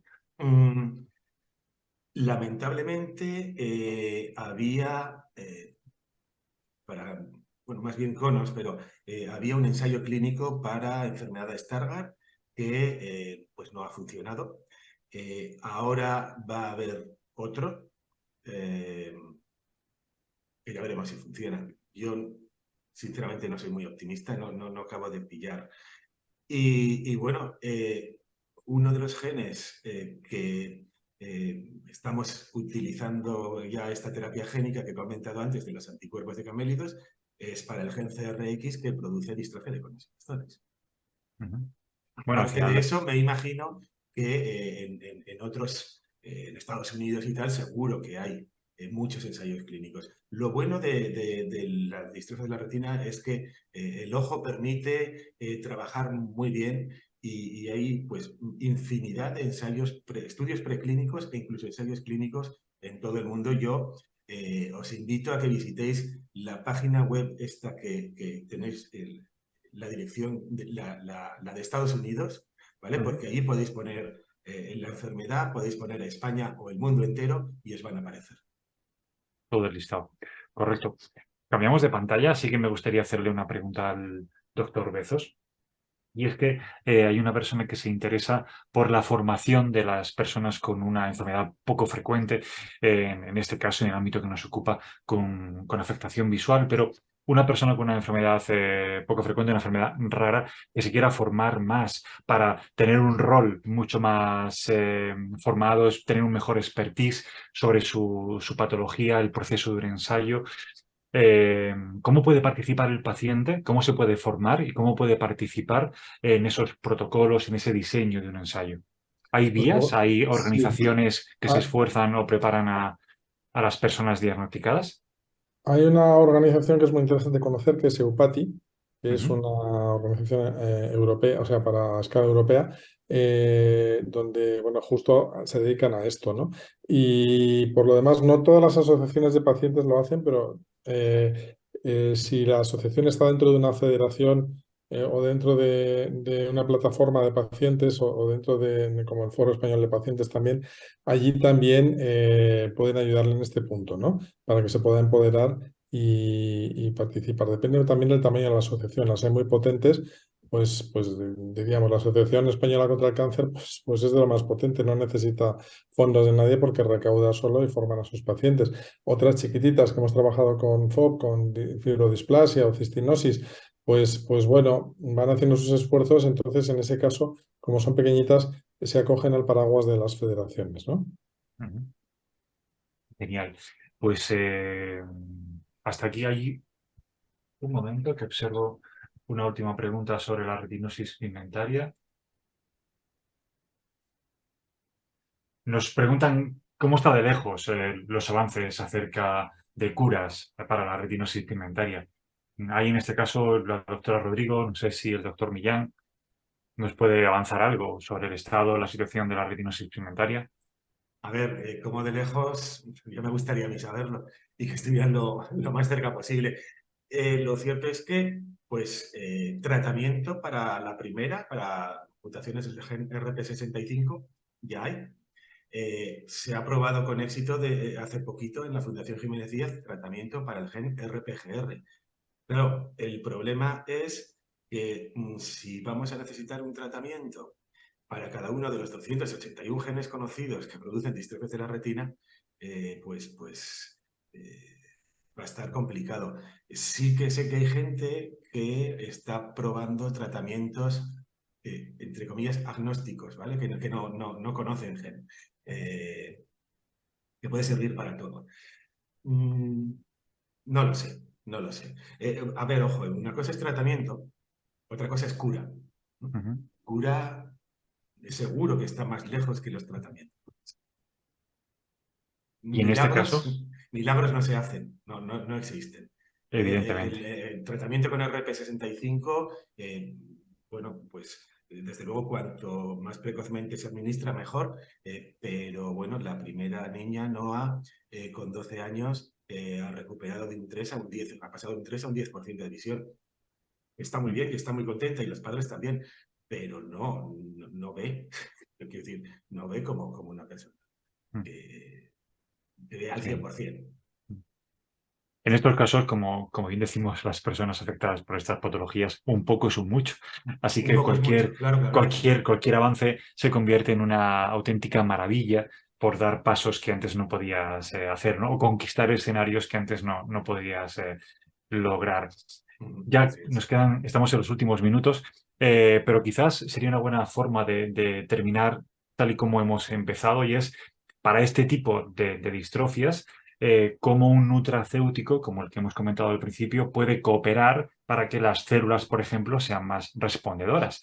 ¿Cómo actúa ese tipo de nutracéutico? Quizás ahora entre el doctor Millán y la doctora Regina pueden tener un par de minutos para hablar de esas propiedades que ofrece ese último nutracéutico que acaban de lanzar gracias a esa alianza entre Retina Comunidad Valenciana y el Instituto de Investigación Príncipe Felipe. Entonces, mientras que llega esa cura, ese tratamiento, hay maneras de hacer que las células sean más respondedoras o tengan unas estimulaciones para que cuando llegue el tratamiento respondan mejor. Sí, a ver, hay que tener en cuenta que la retina es un tejido que es muy sensible a los tóxicos, muy sensible al estrés oxidativo, muy sensible a la inflamación, que va a ir acompañando en la enfermedad. Entonces, un nutracéutico de este estilo, como Retiprotec, ¿qué puede hacer? Puede paliar en cierta manera estos agentes tóxicos que te pueden estar haciendo que la enfermedad vaya más rápido. Tomando este tipo de nutracéuticos, pues podemos ir retrasando un poco esta pérdida de células que ocurre en la enfermedad hasta que llegue un día que encontremos un tratamiento definitivo, una cura, como dice el doctor Millán, o que tengamos... Hay que intentar siempre que nuestra retina esté siempre lo mejor posible, siempre lo decimos, en el mejor estado posible, para luego poder recibir un tratamiento o incluso una cura. Entonces, en ese sentido, los nutracéuticos pueden ayudar. Los nutracéuticos como Retiprotec, protegerse eso ya lo saben los pacientes, protegerse siempre los ojos con unos filtros adecuados, tener una dieta saludable, un poco de ejercicio, no fumar, ese tipo de cosas que pueden ayudar. Claro, no tener estrés también, eso ya cada uno que lo gestione como pueda. Y bueno, eso siempre va a ayudar a intentar que la enfermedad evolucione lo más lento posible hasta encontrar un tratamiento más adecuado o Qué más bien, definitivo. pues correcto, con estas líneas de Disculpa, esperanza y con muchas... ¿Sí? soy la intérprete. Hay una compañera sordociega que quiere hacer un comentario o una pregunta, Maravilloso. ¿vale? Vale, comenta que son dos. Bueno, muchísimas gracias a todos, a la doctora Rodrigo y también al doctor Millán. Y la primera pregunta es, en cuanto al Retriprotec, ¿la marca es europea o puedo adquirirla en diferentes lugares? ¿Vale también para todas las personas sordociegas? Eso, la primera cuestión. Y la segunda, o contésteme a la primera y luego paso a la segunda. Vale. Retiprotec hoy en día solo se puede conseguir a través de la página web, que es www.retiprotec.com.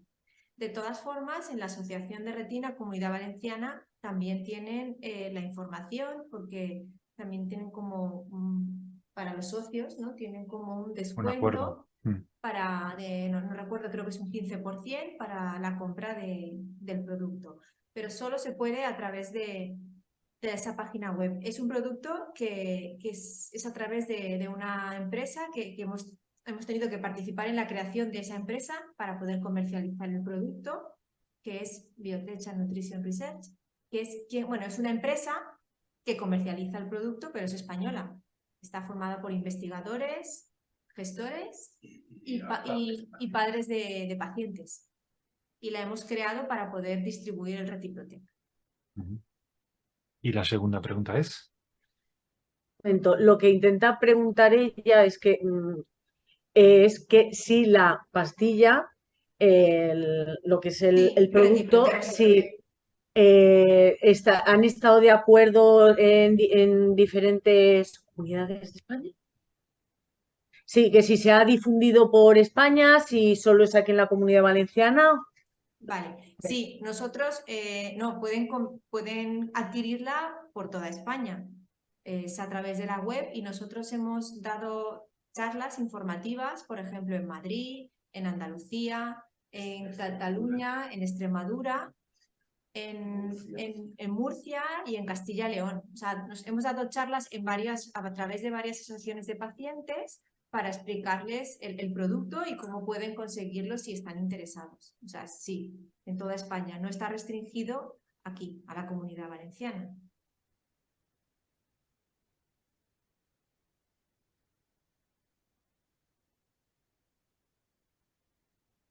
¿Ha quedado claro? Sí, entonces Sí. lo que comenta es que, o sea, no solo para las asociaciones, sino también se ha difundido en hospitales, en diferentes Claro, sitios, no solo la no, Asociación de Retina. claro, no hemos podido hacer tanta difusión. La idea es, a través de la web, intentar hacer más difusiones. Ahora vamos a hacer unos vídeos también para difundirlo. Hemos empezado con asociaciones de pacientes y aquí en Valencia sí que hemos hablado con algunos centros, con algunos hospitales. Pero no hemos hecho más difusión más allá de eso. Pero tenemos que hacerlo para que cuanto más gente sea consciente o más oftalmólogos sepan que existe el producto, pues también más posibilidad de poder, si alguien lo necesita, poder adquirirlo. No sé si me he explicado, ¿sí? Sí, es que lo comentaba porque es que hay algunas personas sordociegas, amigos de que están en otras comunidades, que dicen que claro que no se han enterado de la Ya, existencia del producto. claro. Mm. Nosotros intentamos difundirlo todo lo que podemos. Sí. La web que es las 3 W de Sí, tipotec.com. ¿puedo ponerlo aquí? Sí, Lo si lo puedo pones en el escribir chat, aquí, ellos ¿vale? pueden Ya lo coger el tengo. enlace de ahí. Sí.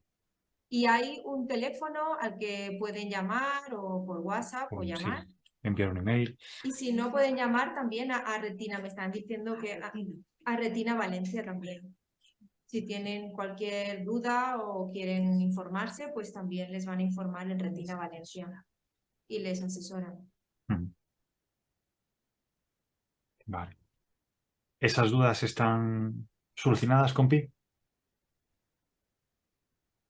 No, falta la segunda. Ah, Vale. Un momentito que para entenderla yo os lo digo. correcto. Tomamos tiempo, no hay problema.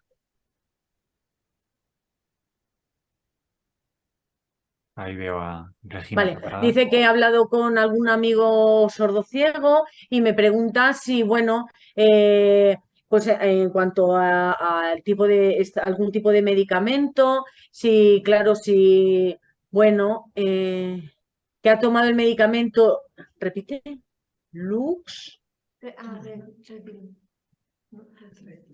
llama Lut, Retilut. no, Retilut.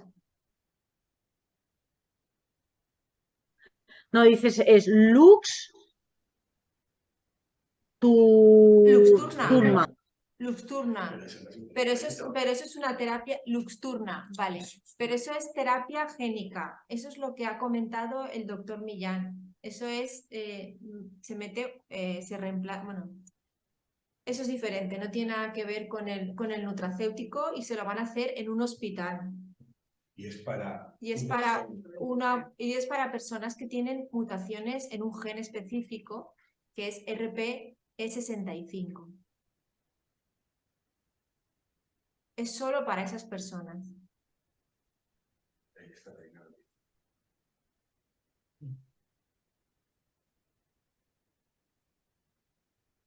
¿Me puedes repetir el gen, por favor?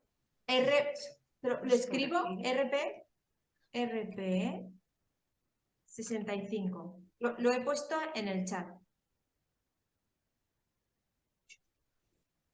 Porque es terapia génica para ese gen.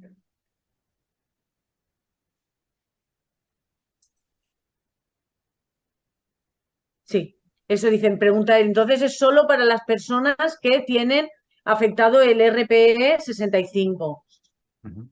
Sí.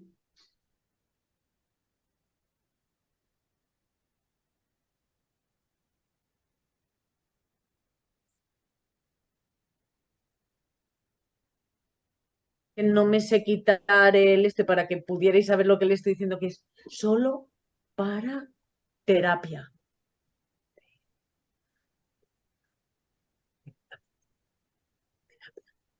Hospital.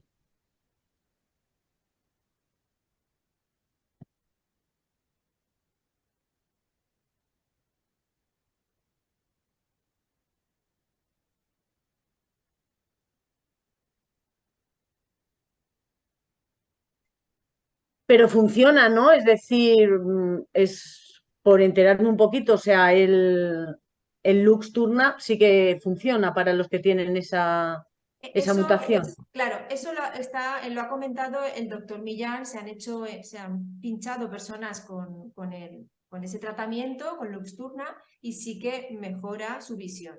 Es lo que ha comentado, que puede pasar de tener un 3% de visión a un 10%. O sea, sí que les ha mejorado su calidad de vida porque tienen un poco más de visión que tenían antes. Pero solo para ese gen. Si uno tiene otro gen afectado, no vale el tratamiento con Luxturna.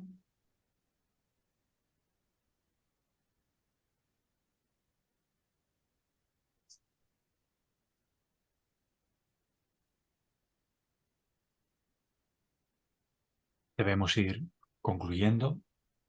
¿Quedan claras las Vale, muchísimas gracias. preguntas? De nada, Genial. de A ti nada. siempre, a ti.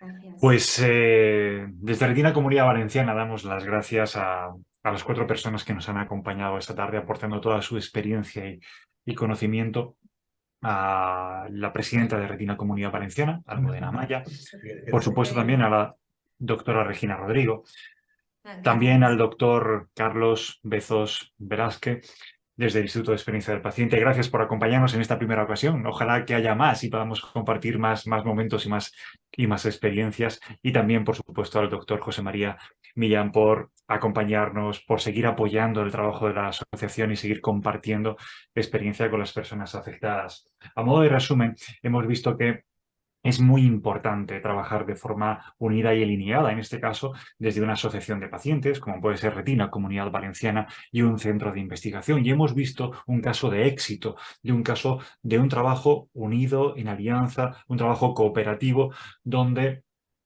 el Centro de Investigación Príncipe Felipe, liderado por la doctora Regina Rodrigo, junto con todo el apoyo de la Junta Directiva, equipo técnico, los pacientes de Retina Comunidad Valenciana, pues han conseguido trabajar juntos de forma unida, superar obviamente todos los filtros de seguridad y a día de hoy tenemos un nutracéutico en la calle para pacientes con este tipo de distrofias hereditarias de retina. Hemos visto también cómo de importante es la adherencia a los tratamientos, tener en cuenta la situación personal de cada paciente, no solamente en consulta, sino también en casa, con la familia, y observar qué circunstancias pueden provocar alteraciones en los pacientes, ¿no? Por ejemplo, las visitas a domicilio de los enfermeros, enfermeras, cómo hace que pues normalmente la mujer sea la que asuma el rol de limpieza en casa y cuando reciba el equipo médico, el equipo sanitario, pues hay variables en sus organismos que están totalmente alteradas, ¿no? Y aquí algo pasa, ¿no? Pues bueno, pues está muy bien tener estos casos y estos ejemplos y cómo de importante es que el paciente esté cada vez más formado, más informado. Hemos hablado de EUPATI, una gran organización europea capaz de formar a los pacientes con una enfermedad poco frecuente para que sean mucho más partícipes de su camino y de su propio expertise a la hora de participar, por ejemplo, en un ensayo clínico. Y tal y como decía el doctor Millán, es muy importante tener en cuenta que no se puede medir la misma evidencia para estudios generales que para estudios relacionados con enfermedades poco frecuentes y que España en este momento es líder en ensayos clínicos, pero a cambio es uno de los países que ocupa la tabla media a la hora de aceptar o comprar tratamientos a nivel europeo después de que los apruebe la EMA en Europa. Para la Retina Comunidad Valenciana, para el equipo técnico de la entidad, para mí, por supuesto, ha sido un placer poder presentar, moderar, conducir este webinar donde el paciente ha sido el centro en todo momento. un placer. Para cualquier consulta, por favor, pueden contactar con Retina Comunidad Valenciana a la dirección de correo info@retinacv.es y a los teléfonos que aparecen, por ejemplo, en la página web, a las www.retinacv.es. Un placer saludarles. Nos veremos en otro momento, en otro contexto, pero esta vez ha sido maravilloso compartir esta situación del paciente con respecto a los ensayos clínicos. Que tengan buena tarde. Gracias a los 4 ponentes por acompañarnos. Muy buenas tardes. Gracias. Buenas Gracias. tardes. Adiós.